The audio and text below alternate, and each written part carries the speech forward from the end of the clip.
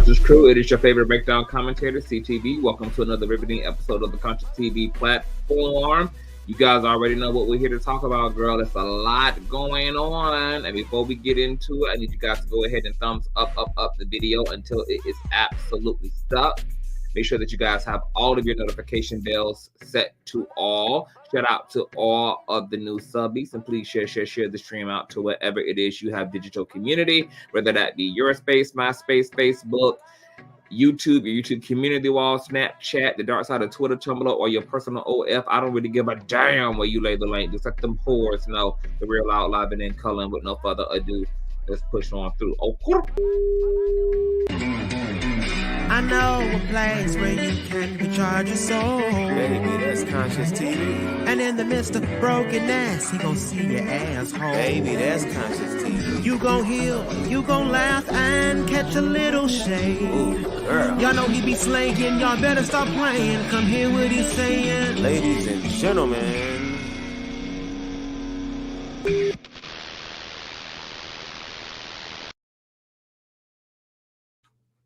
All right, let me speak to the Conscious Crew in the building. What's going on, Sin? Hey, Boo. Hey, Jay Goody. Hey, Rumors and Tea. Hey, Tanya.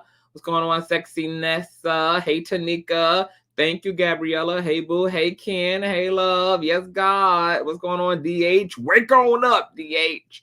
What's going on, Deborah? Hey, Boo. Hey, Morky. Hey, Auntie Trisha. Hey, Kiwana. Hey, Miss Mika. Hey, y'all. Yes.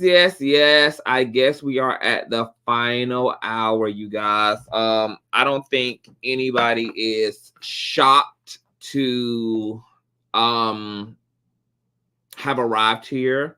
I think, Wendy Williams fans were hopeful for sure. And what I can say about Wendy is that it seems as though Wendy really put up a fight. And she's still putting up a fight for every bit of her life and her sanity. She seems to have a willing spirit, but it's her body, aka her vehicle, that is malfunctioning and failing her. Now, this diagnosis is very personal and close to home to me because my grandfather was diagnosed with dementia. I took care of him in the last 4 years of his life. I was one of two of his caregivers, prepared meals for him, took him to all of his doctor's appointments, bathed him, clothed him, took him to church, kept him company, cleaned his home, and I was with him every weekend, because my grandmother was too elderly, to be that level of a caregiver to my grandfather. And it was an honor to really serve my grandfather, in his final chapters. And watching someone that you've known your whole life, whether that's as your favorite celebrity, pop star, your favorite public figure, or whether it be someone that you love, is really devastating. Dementia in Alzheimer's is a lot like cancer, where you really get to see with your own eyes a person disintegrate and wither away. And it can be a very, very, very, very tragic set of circumstances, and something out of this world to bear witness to watch somebody losing their memories, losing the things that are sentimental to them emotionally and mentally, losing sight of people who they've known their whole life, forgetting their own children, forgetting their spouses. What's interesting about my grandfather is that my grandfather forgot everyone toward the end, but he always remembered me. And when I wasn't around, he was calling out for me. Davion, where's Davion? Where Davion at? I told you, I'm everybody's favorite. My grandfather had done forgot my grandmother, his wife. He didn't know who the hell she was at the time. I remember one time, y'all, my grandmother had wanted my grandfather to spend some time at her home because they had been legally separated, but had remained divorced. But she had continued to fulfill her wife's duties to him, and he continued to fulfill his husband duties to her. So they were living separately, and she wanted my grandfather to spend some time at her home one weekend. So me and my grandfather was at her home, and baby, like I remember one night, it was time to crank on down. We just all had dinner. My grandmother was, prepared for bed. My grandfather was prepared for bed. And he did not know who the hell my grandmother was at all. He didn't know who the hell she was. I thought he was like, get me out of here. Call 911. Like he thought my grandmother was a damn domestic terrorist holding his ass hostage. He thought her ass had trafficked him, girl. And I had to keep telling him, that's your wife. That's your wife, Grandpa. That's your queen, man. He wasn't having it, baby. My grandfather never laid down with her ass that night either, baby. He went on right there to the kitchen table, grabbed him a newspaper. He was not about to lay down with that woman in that bed and cheat on his own wife. Okay? He thought that woman was trying to get him to have an affair with her. He was not about to let my grandmama down, baby. Okay? Even though that was my grandma that wanted him to cheat with her on her. Okay? So his ass was faithful to the end. And on a more dramatic note, I'm going to tell you how dangerous this diagnosis is. My grandfather's neighbor, my grandfather and grandma had brought a home in what was a new neighborhood at the time. And so everybody in the community kind of like grew up together. So all of the like niggas that are there now are like the children of the children of the elderly people. They're like third generation now in the neighborhood. Yeah. But one of the elders in the community who lives right next door to my grandfather, she had she had got diagnosed with dementia as well.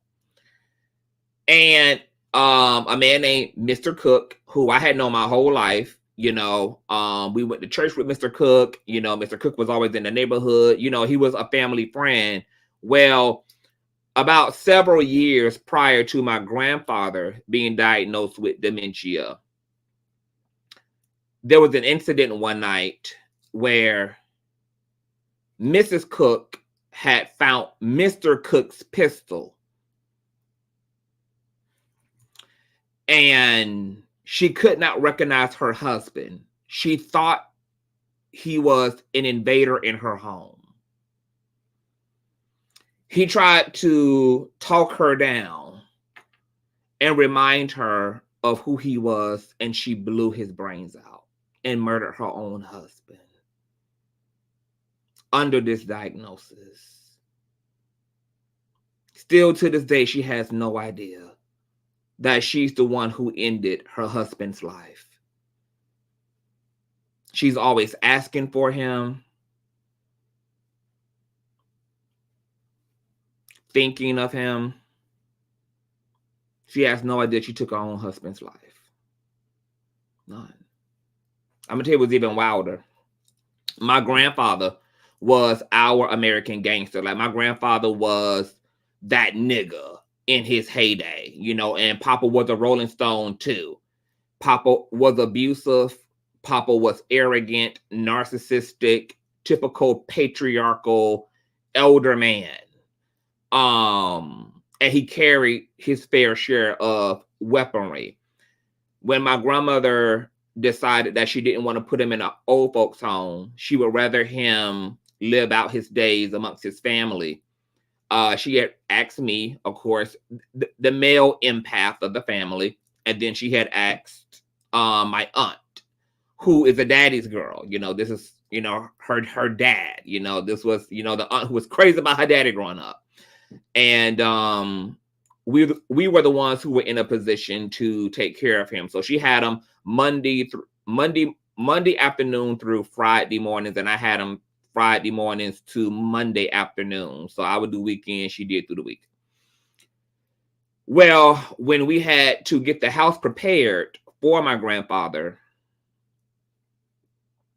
we found all of his pistols, and we had put his weapons away, of course. And I'm glad we had kind of, ransacked the house and everything and got it straight out so we could find those weapons. Because 3 years into me caring for him, one weekend my grandfather was having a fucking fit. And one of my cousins was there. He's a fellow Scorpio. And one of my younger cousins was there. She's a female. And she had just came, over for a few hours. My uncle had dropped her off or whatever. She was just hanging out. My grandfather was not having it. He didn't know who my cousin was, which was his granddaughter. He was having a fucking fit, acting a fucking fool, yelling, wanting her to get out, etc. Well, my grandfather, I don't know who had gave him this, but my grandfather had like a play water gun. And it would be in the top of his drawer in his room. And it looked just like a real GUN, but it was a water GUN. My grandfather lost himself in such a way that he grabbed what he thought was a real GUN, which thank God was a water gun, chased us all out the house. We ran out of the house. It's like 8:30 at night. We out in the neighborhood. He trailing behind us on his walker, girl, with this GUN pointed, at us. We hauling it down outside, down the ramp, etc. And when we all had got to like the front yard, right beyond the ramp, we turned around and my grandfather was standing in the doorway of the house. My heart broke when my grandfather pointed that water gun that he thought was a real GUN at my little cousin, and he pulled the trigger. He pulled the trigger not once. He pulled the trigger not twice. He pulled the trigger 3 times. And it was just so eerie to me because of what had happened to the neighbors with, Mrs. Cook accidentally unaliving her own husband with the same disease. And here it was, my grandfather was having a dementia episode, and had that been a real GUN, my grandfather would have gunned us down in cold blood, not knowing any better. If we had not actually cleaned out his home and prepared his home, for him to live in and to care for him in, girl, and he would have fucked around and accessed one of those weapons, it's no telling, if my little cousin would have been here today, or if me or my other cousin would have been here today. So it is a very, very debilitating illness, and it's very sad. And people with dementia and Alzheimer's have committed, some very serious offenses and crimes under this deteriorating neurological condition, man. It is a lot. Yeah, Majestic. Very scary, very heartbreaking. Yeah.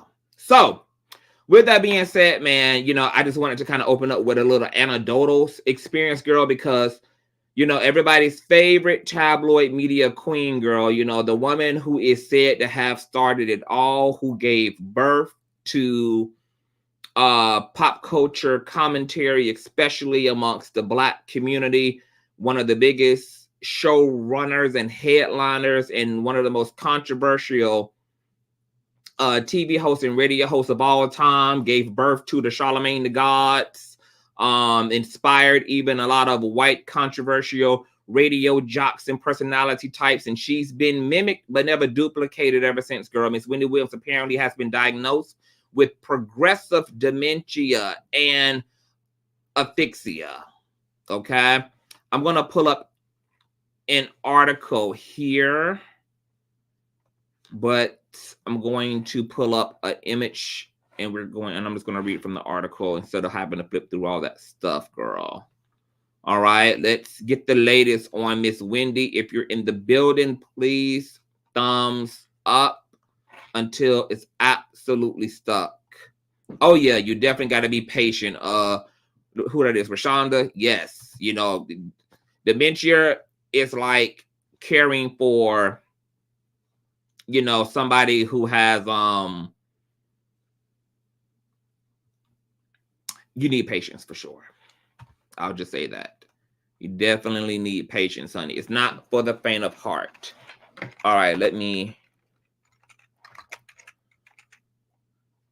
do something real quick, you guys. Thumbs up, and share. I may drop the link too and let you guys come up and talk about, you know, the situation.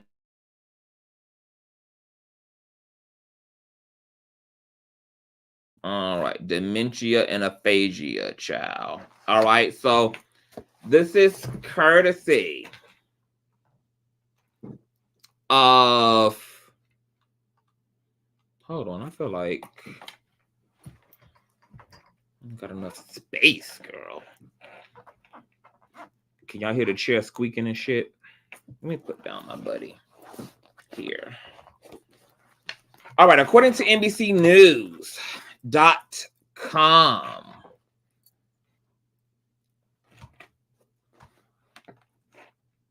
Wendy Williams diagnosed with frontotemporal dementia and aphasia. The former talk show host diagnosed last year after undergoing several medical tests. Actor Bruce Willis was diagnosed with identical ailments in 2022. Remember, we covered Bruce Willis' situation as well with his family, girl. He was losing memory, personality was changing, he was losing coordination. We actually reported on that story. Bruce Willis is one of my favorite mayonnaise actors, girl.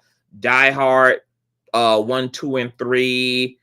The Fifth Element, girl. I live for some Bruce Willis. Loved him.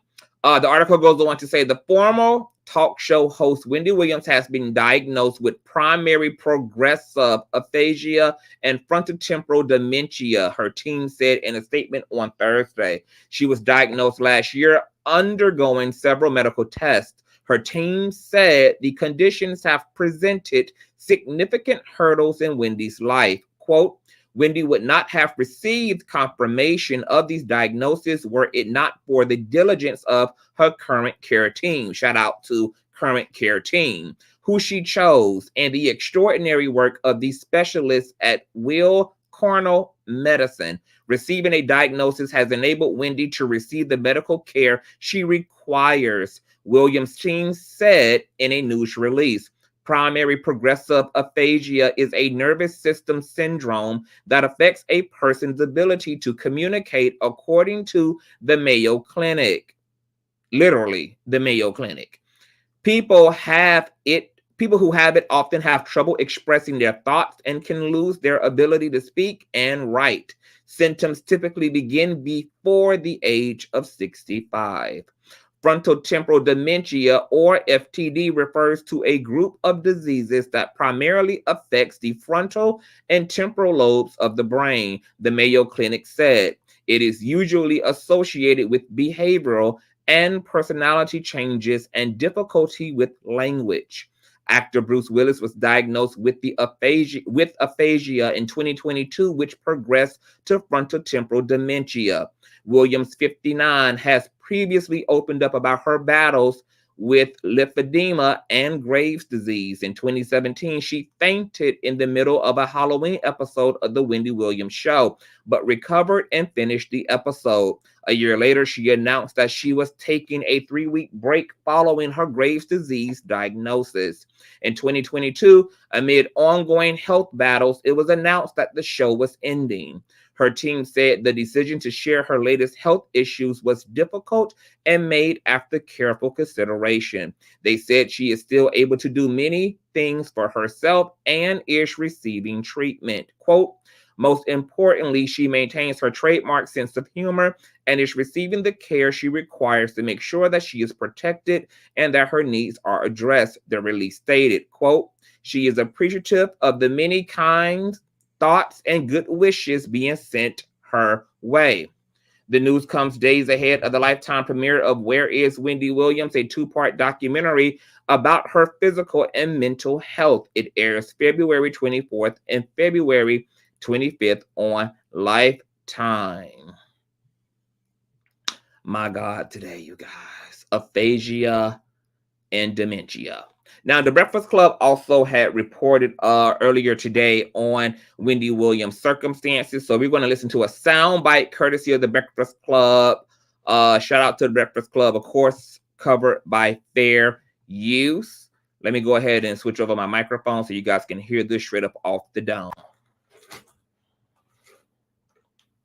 Wendy Williams' family thought that she could die from her alcohol abuse. So Wendy already reportedly suffered from Graves' disease and lymphedema and battled alcohol abuse. And her sister told people that there were points during the last year when the family was on pins and needles, waiting by the phone to get a call that Wendy died. Now I'm exclusively reporting that a source revealed that Wendy has frontal temporal dementia. And her Lifetime documentary is set to air this Saturday. And this is interesting. It was so when he first started filming the documentary, it was originally supposed to be like her comeback after her TV show was canceled, but it quickly became something else. They saw when they started like filming it and recording it that she was messed up, and you could see something was wrong. Yeah, apparently she wasn't right, wasn't doing too good. And the executive producer, Mark Ford, said she was already battling so much physically, and then it became clear that there were mental and addiction issues she was also battling. But all through it, she was adamant. And they went back and forth to see if it was going to help or hurt her. And in the end, they all decided that it would help her. I don't know how, but we'll watch this Saturday. Yeah, it's clear something has been wrong with Wendy Williams, and it's sad that she continues to be exploited in this way. But life is a wild thing, boy. You just got to sit back and watch things play out. Absolutely. I promise you, life is a wild, wild process. Absolutely. So definitely prayers to Wendy. All right, so that was Charlemagne and Just Hilarious on the Breakfast Club speaking to the Wendy Williams situation, girl. You guys know that Wendy, I think the last time when she got out of rehab, she was like trying to get back into television. She was talking about doing a podcast. Producers pretty much did, it was a lot of weird conversation around that. It never happened, of course. And then we started hearing rumors that Wendy Williams was trying to get on one of the Real Housewives franchise. Andy Cohen's had opted out. And I remember reporting on that story as well. And I felt like Andy had made the right decision. He knew that Wendy's mental health and her physical health was erratic, unpredictable. It just didn't make any sense business-wise. And being a white man working for Bravo or owning Bravo, whatever the hell he is at Bravo, and taking Wendy Williams on, he definitely would have got canceled and dragged, because you're exploiting a incompetent Black woman narrative would have definitely shot down the goddamn hallways. And I know Andy Mayo Cohen's was not ready, girl, for that level of controversy, baby. So I think he made a smart decision, obviously, because that would have been a train wreck and a goddamn shit show. Now, apparently Black China had visited Wendy Williams amid health scare, and I believe this is also caught in the documentary. So I'm going to show you guys this, actually covered by Fair Use. This is courtesy of Neighborhood Talk. And as you guys can see here, Black China visits Wendy Williams amid health scare. Wendy visibly out of it, recently diagnosed with dementia and aphasia. The caption reads, "This is sad to see." Wendy's team announces that she has dementia and aphasia. In her new documentary, Black China comes to visit Wendy to show love and support, but Wendy is viably out of it. Cindy Wendy love at Lifetime in the Today Show. Let's check out this clip here. I recently been changing my life since we last spoke. You've always been honest with me and put me in my place. Yeah. You know what I mean? In the most motherly, kind way. That's why I love you so much. Because even when I was going through my darkest times, you never used that against me.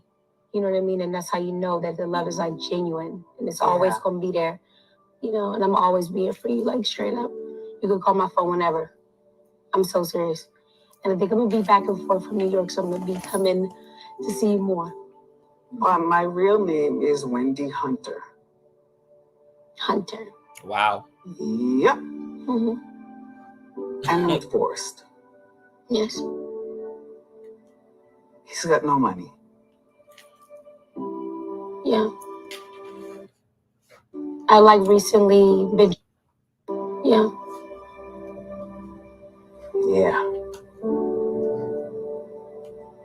Yeah. I love you. So do I. Wow. Yeah.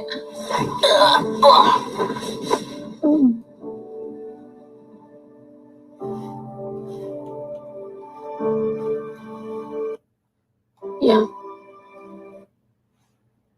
Okay, my God, my God, my God. That is a tearjerker, girl. I think we're all going to be a hot, shitty, crying mess when this debuts. This is going to be very huge, and it's going to have a huge impact on the media community and fans alike.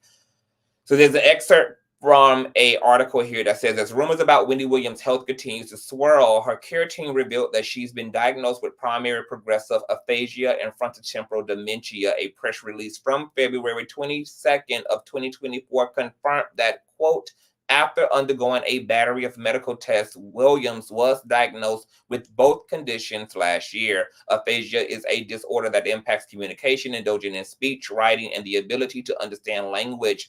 Frontotemporal dementia, also known as FTD, is a progressive condition that affects cognitive function and tends to result in changes in behavior, speech, and disposition.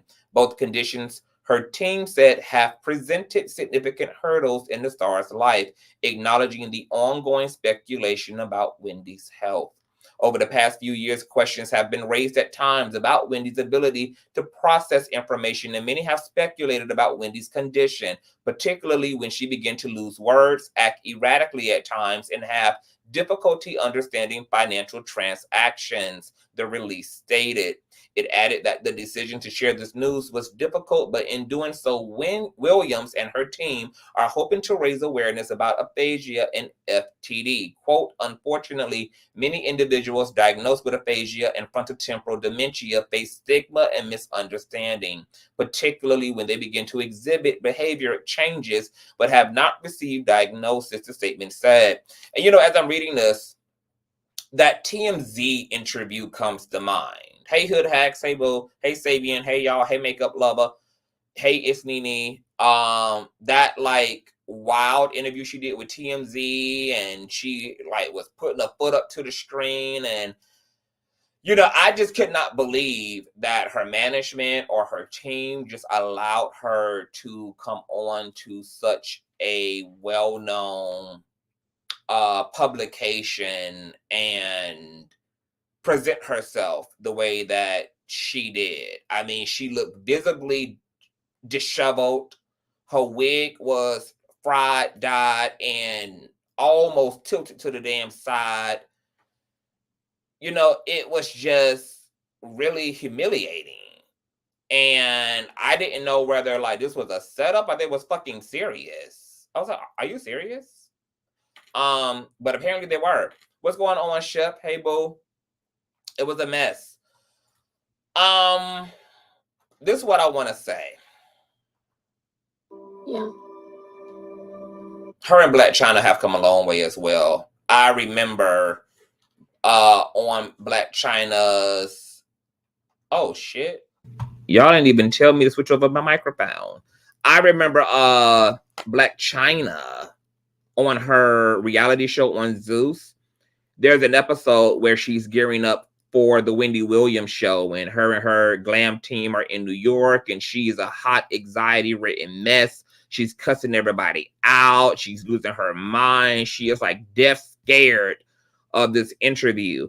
And she was just so horrified. You know, she didn't know what to think, you know, going into the show. Her makeup wasn't right. She just wasn't feeling right, honey. And then she was going before the queen of daytime television, but it ended up going really well. And she ended up really being really happy with the sit down. And I guess since then, girl, you know, they have grown pretty fond of each other. And shout out to Black China for just being very supportive and holding Wendy down at this time. It's very interesting too that Wendy said, not Wendy Williams, baby, Wendy Hunter. I gotta listen to that again. I want to hear that again. I like recently been changing my life. So when I spoke, you've always been like honest with me and like put me in my place. Yeah. You know what I mean? In like the most motherly, kind way. That's why I love you so much. Because even when I was going through my darkest times, like you never used that against me. You know what I mean? And that's how you know that the love is like genuine and it's always gonna be there. You know, and I'm always be here for you, like straight up. You can call my phone whenever. I'm so serious. And I think I'm gonna be back and forth from New York, so I'm gonna be coming to see you more. My real name is Wendy Hunter. Hunter. Yep. Mm-hmm. I moved Forrest. Yes. He's got no money. Yeah. Yeah, that's interesting. It's because I hadn't seen that trailer before doing my commentary, which is interesting because it runs right into my commentary. I also want to read Keisha Green's comment, and I totally agree. It's good that this was released before the documentary because if we see her behavior is off, it would just have led to more speculation, rumors, and talk. So,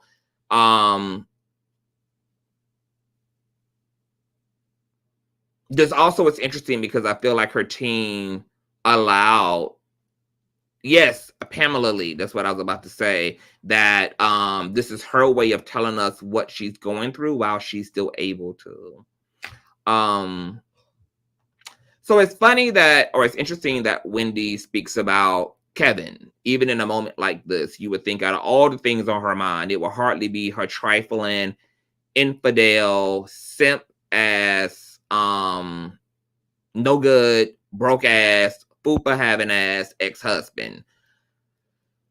A lot of people have been having this karma, not karma, karma, not karma, karma, not karma conversation around Wendy.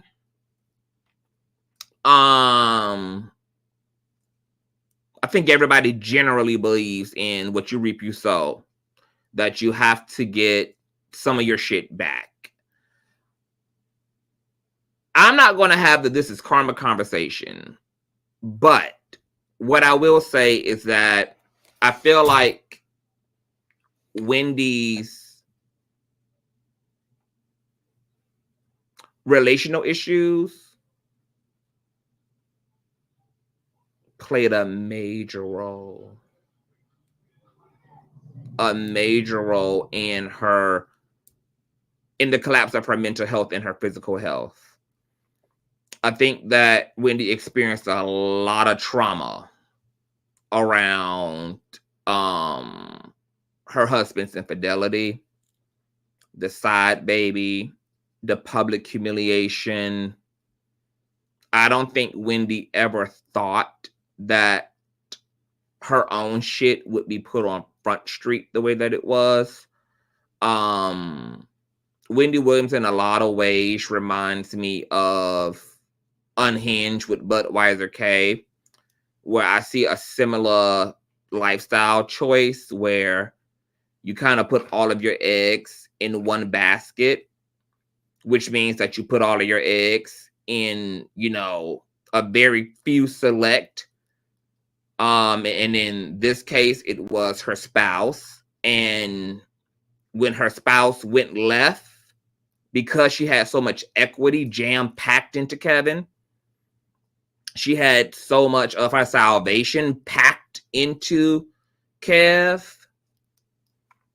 When it didn't seem that he wanted what she wanted, and he wasn't validating her through faithfulness, through commitment, through desire, man, I think that caused a profound mental and emotional shift and left a huge crater in Wendy's heart and in her soul, because if there was anybody she thought she could count on and that she could come home to, and a friend that she was going to have until the bitter end, it was going to be her spouse. And I think she was largely okay with not having a lot of celebrity friends, and she was okay with largely not having, you know, other very intimate interpersonal relationships in her life, because she designated Kevin, you know, her big teddy bear, to that role. And this is why I encourage so many people to never put your stake, all of your stake in equity, into one person, including your children.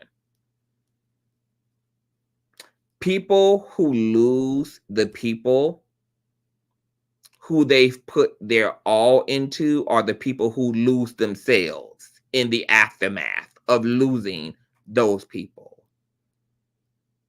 There's a very fine line between love and idolization.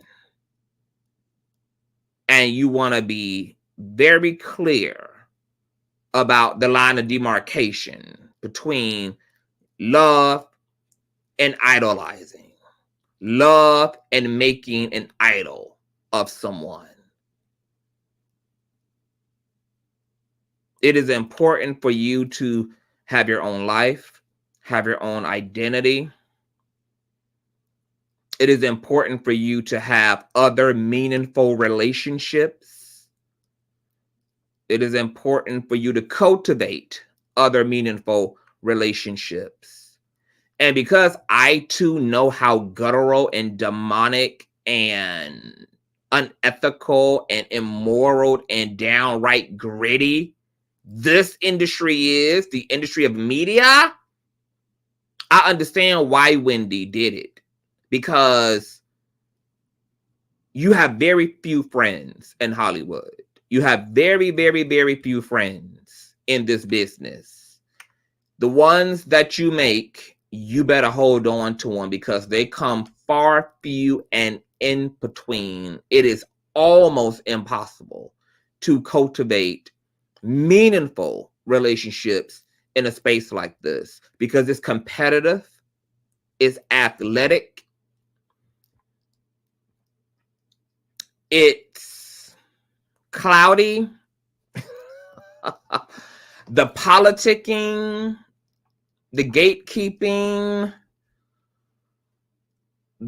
it's a harsh terrain.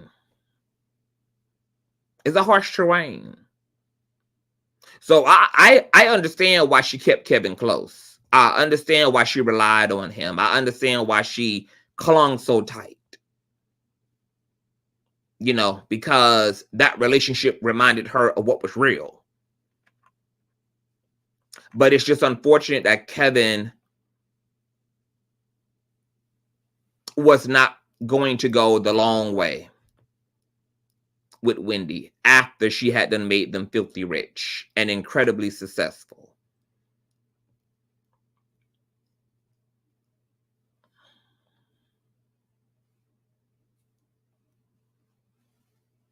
I think Wendy Williams is a cautionary tale, especially to those of us in media. I know for me, one of my biggest takeaways from the tragedy of Wendy Williams is how important it is to take care of yourself. Because this industry will suck you dry, spit you out, and ultimately dispose of you. The world moved on after Wendy Williams fell into a million pieces.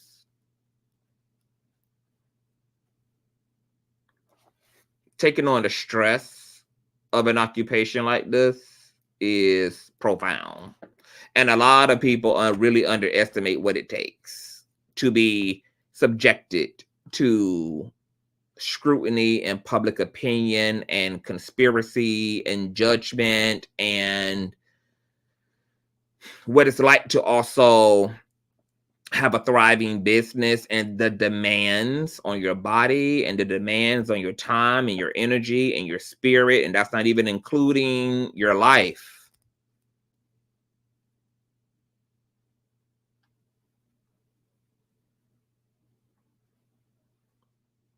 I think Wendy ran a good race. My personal style of blogging is not the Wendy Williams route, and I wasn't per se a fan of Wendy. I was aware of Wendy. You know, I would hear her content from time to time. She wasn't somebody who I per se followed, but I know her impact and her relevancy, and a lot of the things she did, I used it to teach me what not to do as well. But I think the cautionary tale to public figures across the board is you need to love yourself. And you need to love yourself a lot more than you love your career. And you need to love yourself a little bit more than you love your spouse. And you need to take care of yourself. And none of us can afford to not love ourselves, because people are going to fail you. People are going to fail you. Your husband, your wife, your family, your closest of friends, they're going to fail you. And if you don't have that self-love posture, baby, if you ain't centered and aligned in that thing, off with your head, baby, life is going to railroad the dog shit out of you. And in this space where everything about you is going to be ripped apart and put back together again, if you don't have a strong sense of self, yeah, you're going down like the Titanic. Wendy, even in and as her condition is progressing, is still on Hunter. And you know why? That's because that's the bulk of her trauma is around Kevin Ass. I remember my grandfather, when his dementia progressed, sometimes he would have night terrors and he would be screaming in his sleep and he would be acting out in his sleep. And it's because his brain was forcing him to live out and bear out the most traumatic moments in his life. Because my grandfather was also abused when he was a young boy. Had a very rough upbringing, which is why he was so ironclad and ruled with an iron fist. You know, when the scripture says, work out your soul salvation through fear and trembling, I believe that this is one of the manifestations of that what we don't get to address in our sobriety and our healthiness sometimes are things that we're going to have to work out through sickness, through illness. And I used to hear my grandfather just fighting through and living through those memories every other night, because he never healed that stuff. And that stuff that was with him to the end was the stuff that he was carrying the whole way through. which showed up in his relationship and marriage to my grandmother, that expressed itself in abuse, emotional abuse, physical abuse. That stuff that was with him in the end was the stuff that he was carrying the whole way through. That showed up in his parenting style, being very masculine-minded, not being emotionally available to his children. He was a great provider, like many men of his day was, but his heart, he never gave his children his heart. They had his head, but he never had his heart. His heart had been beat up on. Heart had been challenged and compromised. And religion didn't heal that up. Time didn't heal that up. Just suppressed it. A lot of times when it comes to dementia and Alzheimer's patients, that's when that grit and that gunk, that emotional and mental gunk that's been lodged in the soul, finally bobs up to the top. And you really get to see and hear that trauma play out. Take care of yourself, people. Do your work. This stuff is going to come back to haunt you. This stuff that you don't heal, it kills. What doesn't heal, kills. I want y'all to repeat that. What does not heal will kill.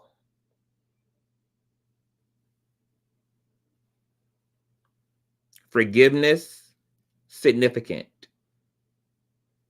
Forgiveness of you and forgiveness of others.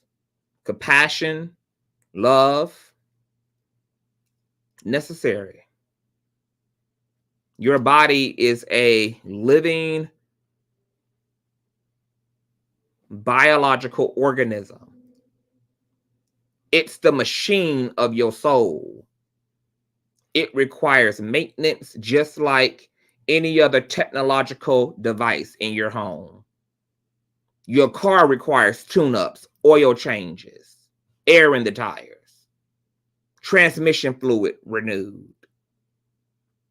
Your cell phones require restart. They glitch up after they're on for too long. Your tablets, your computers, they require a reboot from time to time. Our body, it stores trauma, it stores sadness.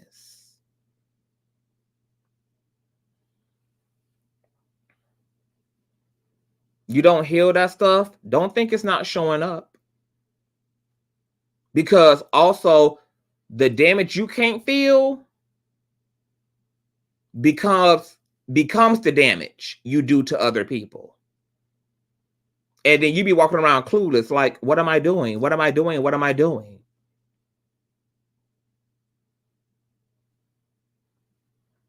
You done went numb from the neck down.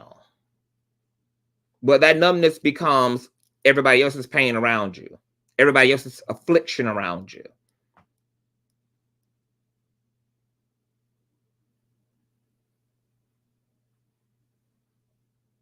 I wish I would not have waited until I was in my 30s to finally adhere to the mantra of voting for yourself. I wish that would have been stressed enough to me to vote for yourself. Advocate for yourself. To do what's in the best interest of yourself. That you matter. Your peace of mind matters. It matters. Your sense of happiness and direction and solidarity in life, it matters. Even if everybody else have allowed you to take care of them, to put their needs first, and nobody ever turned around and within the consistent practice of reciprocating that priority of you back to you, you've got to know that you deserve it, and you've got to advocate for it, even when nobody else is for you in the space to do so. You've got to give yourself an opportunity to let your kids just be. Let that nigga just be. You got to be able to unplug, baby, and understand that the same problems you feeling too guilty to turn away from so you can get yourself together are the same problems that are going to be there once you well, baby. These people been in trouble with or without your ass, honey. You ain't been nothing but a band-aid. So don't be afraid to let all hell just break loose. They've been in trouble the whole time.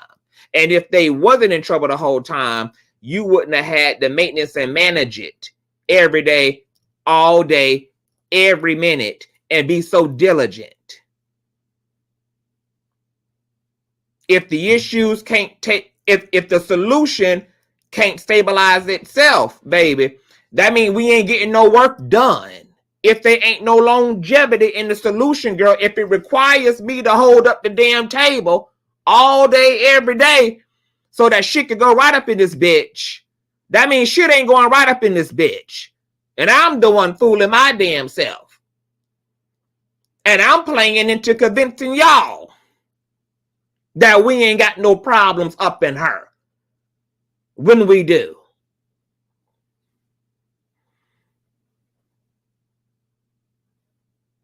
Because when there's many hands on deck, the work is light.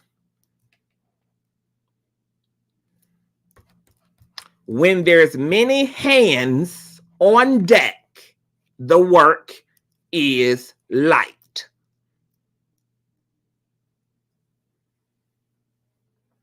Mm-hmm. Uh-huh. Mm-hmm. Wendy was an ambitious woman. She didn't have enough self-care in her life. She drowned herself in work.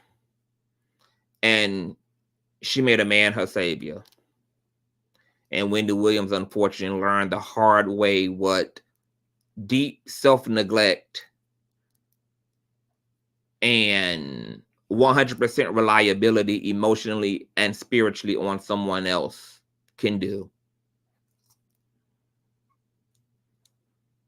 Please, people, let Wendy be a cautionary tale. If Wendy was in her right mind, she would want us to take the meat of her life and she wants us to learn from the bones. Take the meat and learn from the damn bones. Because there's been a lot of Wendy's. A lot of everyday people ended up like Wendy. My grandmother right now, super empath of the family, suffering in her body and in her mind because she ain't bold enough for herself. In the words of the younger man's aunt, baby,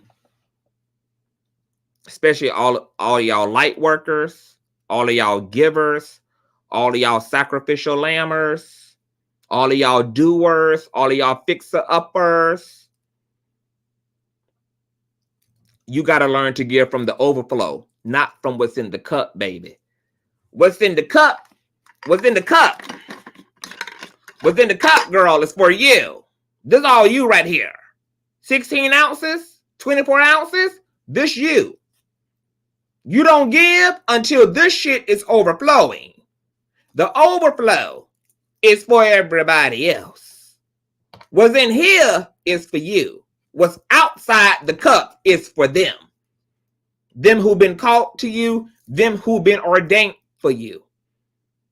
And when this ain't overflowing, baby, you got to love yourself enough to put a cap on that shit.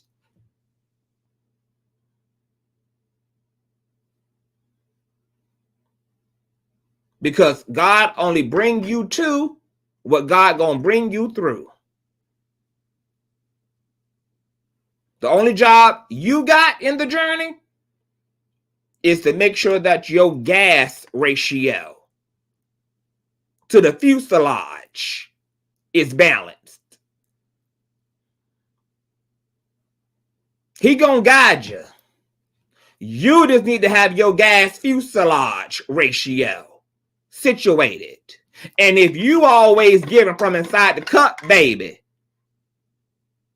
no wonder you done been broke down on the side of the damn road, destitute in life, so many times over. That's been your situation and your experience one too many times over, baby. Is having to wait on triple damn A. Having to move on and move forward in a raggedy ass fashion. Barely hanging on. Barely living. Barely existing. Barely getting by. If you don't come and find a way to love yourself, which starts with being the person that you can go to bed happy as. Because self-love starts from within here before it becomes all this fabulosity. In the words of Beyonce, it's the soul that needs the surgery.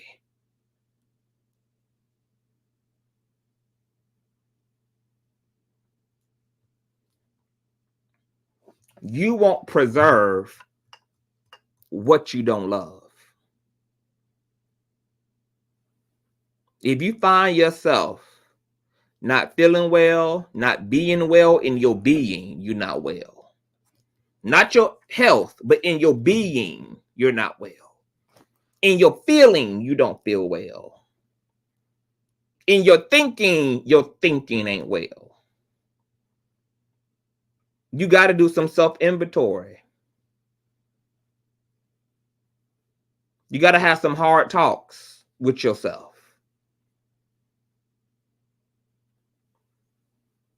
You got to have some righteous confrontation with the man or the woman in the mirror. Because what you love, you gonna preserve. And if everything else is upright in your damn life, but you upside down, baby, you done left you out of the love game.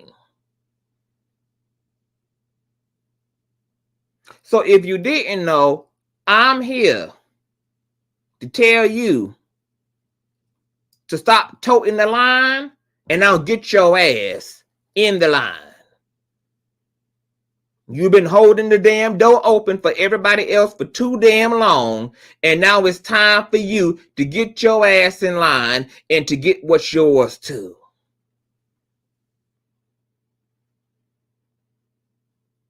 You gotta advocate, you have to vote for who you are. And if you're more than likely not happy, you're not joyful, you're not pleased, you're not satisfied, I guarantee you, baby, it's more than likely because you're slacking on you and you got too many excuses. You come up with too many justifications to keep putting you back there somewhere. If one thing I know about people, baby, is if you let these motherfuckers drive your ass into the grave, bitch, they will. They well-meaning. The people that's going to drive your ass to an early grave, they well-meaning. They don't mean the hurt and the harm and the destruction in which they caused in you. But human nature, baby, is if you gonna let them take,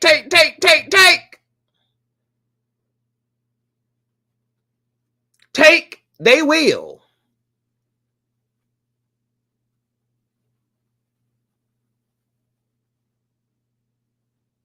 Because other people who out of sync and out of love with themselves look for supplies too. And they'll substitute your ass for what they also can't give to themselves. And you will find yourself trying to cure up an issue that solely belongs to another person while you dying and corroding and withering away in you.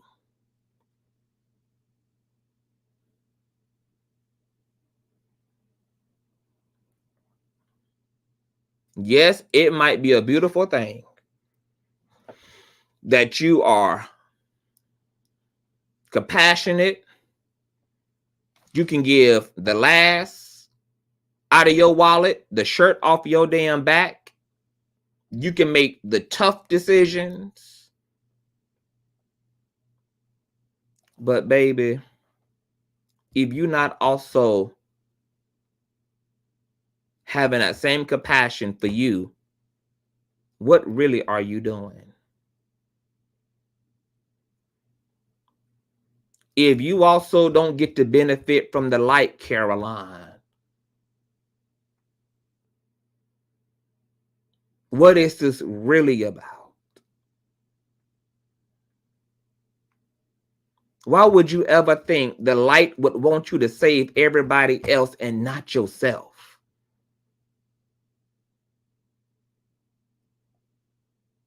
Why would you ever allow yourself to believe that love would count you out, but everybody else in? And maybe you've come under false teachings.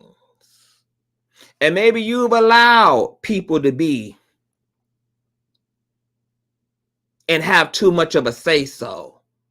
Maybe you have for too long had self-sabotaging, self-destructive practices unbeknownst to you in the name of love. Conflating what really was a people-pleasing syndrome for love. Love is going to do for others. But love is secular. It's also going to return back to source and to self. And if you got output, baby,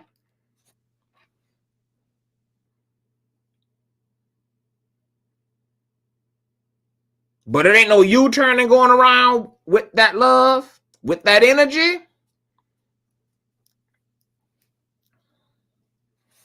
you got to fix the train. You got to restore your mental and your emotional algorithm. And just like in real life on these social media platforms, you have to hit don't recommend, not interested. You got to do that when it comes to your mental, your spiritual, and your emotional algorithm. Not interested. Not doing it. Devil, not today.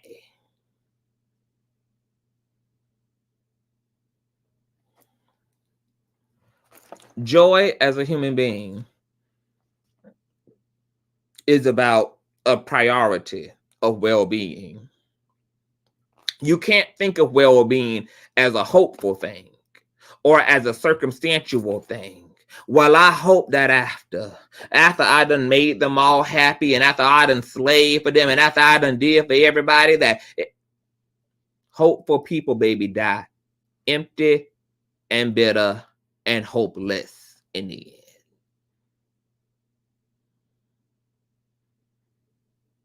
end. Joyful people prioritize well-being. Priority. Not hoping you're gonna be happy. Not hoping that it's gonna be your turn.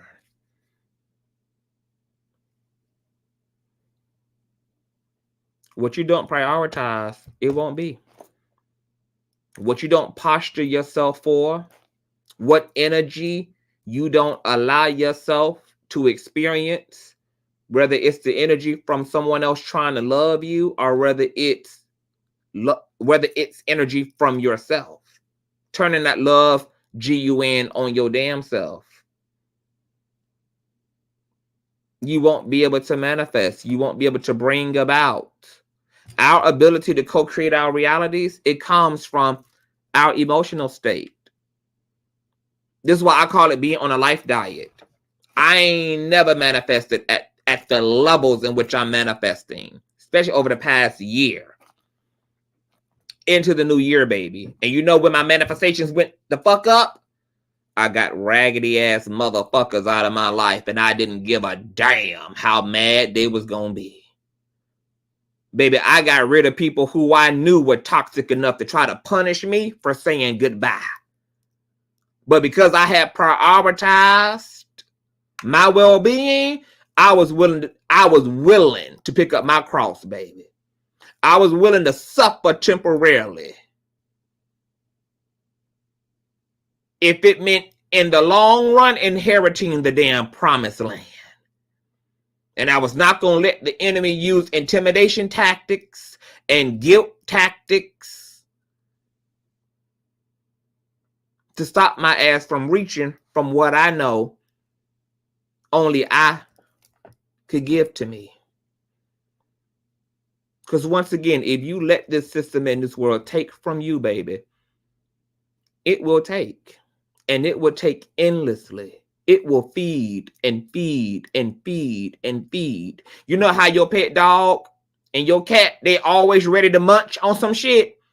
You just fed they fat ass. And they right at your kneecap, girl, for your barbecue and your wings and your potato salad. That's the nature of the world. Always hungry. Always going to be in need. Insatiable appetite. That's why they say that love is an example. And if you don't love yourself, you can't truly love other people.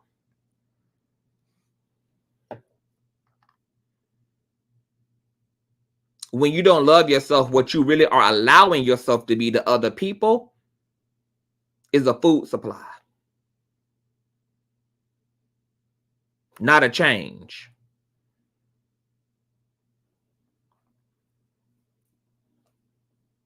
So, Wendy, I hope that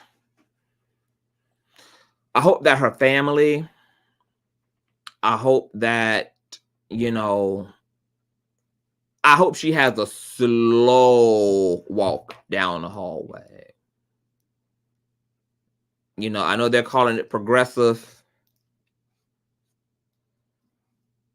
aggressive, but I'm wishing Wendy well, man. And this woman made history. She did what she had to do to get to where it is she was trying to go. And it might have costed her sometimes her morals, her integrity.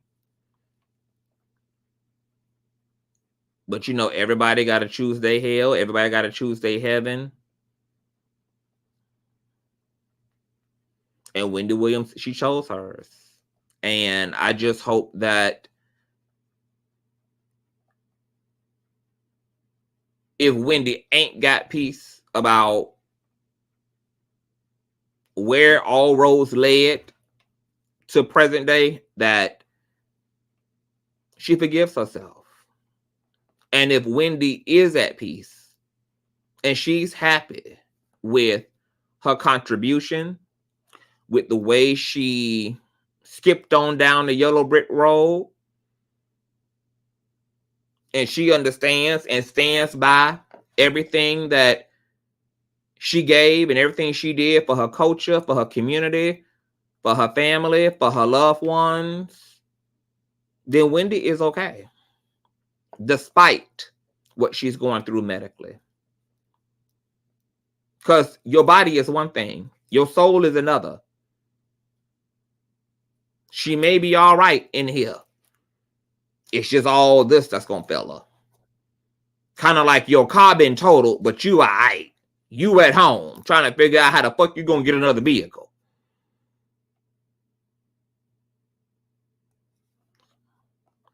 But what I know from this clip, girl,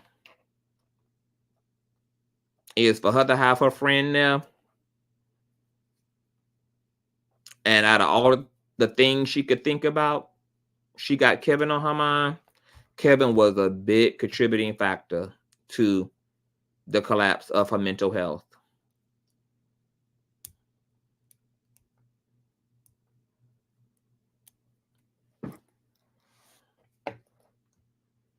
And the takeaway is, baby, don't make nobody that. Nobody. Not near motherfucker. Don't make that. You can love people, you can honor people, you can respect people, you can value people.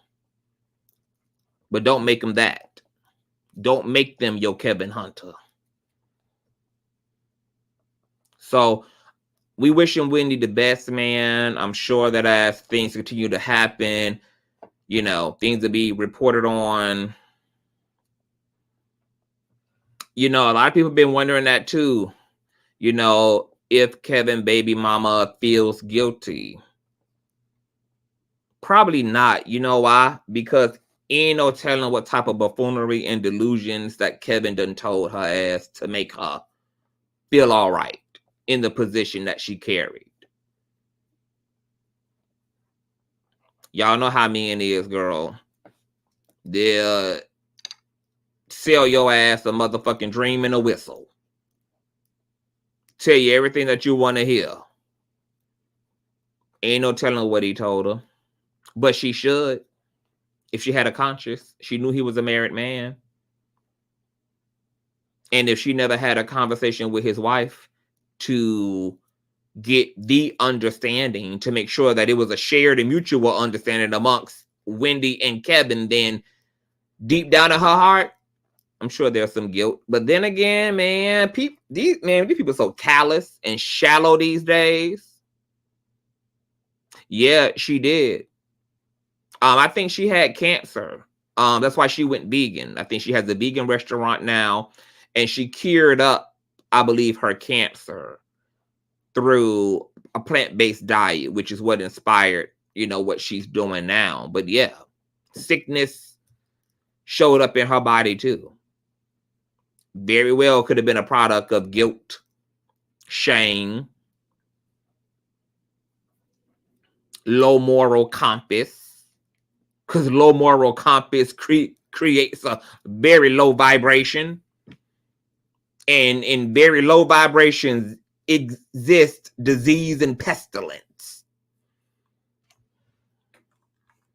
Yeah, Lady Butterfly, sad, but you know, just pray that, you know, in her heart, she good.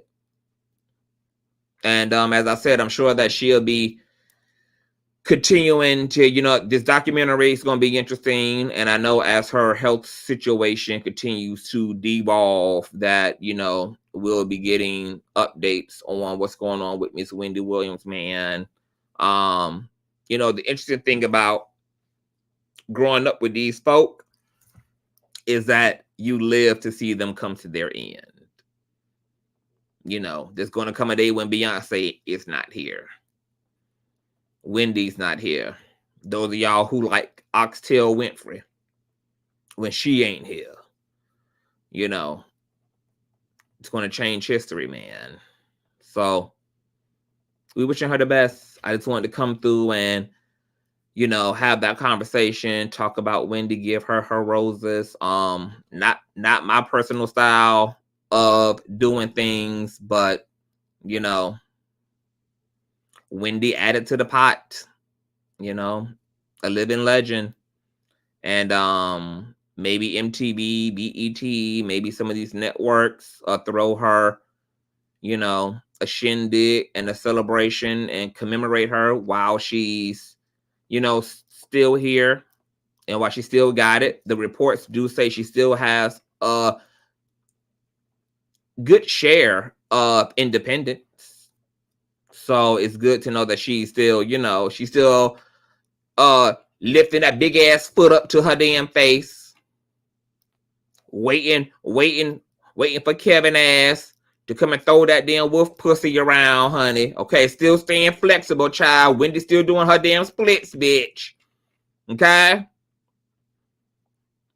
Okay, ain't got nothing but dick on the mind talking about Wendy Hunter. Oh, horny ass. Ain't got nothing but dick on the mind. Wig all the way back, baby. Dick on the brain. Dick baptized. I ain't mad at her, baby. Kevin, give me some. Let me tell you something, baby. When a man drive a bitch crazy, baby, I need to test drive his ass for research purposes, girl. Okay? I need to test drive that car, bitch. Okay? I need personal research, girl. Okay? Do a peer review. Okay? See what it's giving, honey. All right? I want to land on the damn moon, too. Okay? Shout out to Wendy, man. Going down as a bad bitch, man. Going down as one of the baddest to ever do it, man. We really wishing her well, man. You know. Wow. Very sombering, man.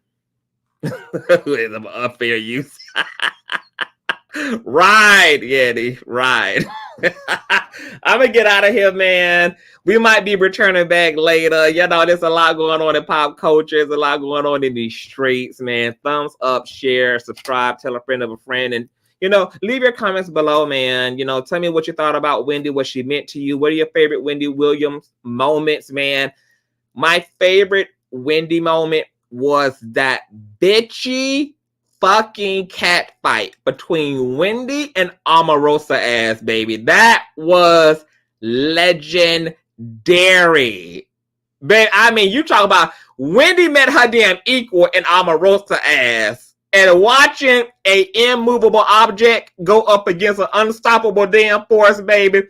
One of the best televised shady ass cat fights on television, girl. Not to count all the legendary times Wendy Williams ass done got cussed the fuck out, honey. What I love about Wendy ass was willing to get cussed out, girl, to go down in history, bitch. Okay. From Beyonce gathering her ass up into a ponytail, Judge Joe Mathis, girl, thrashing her ass to and fro the earth, Whitney Houston, baby. Iconic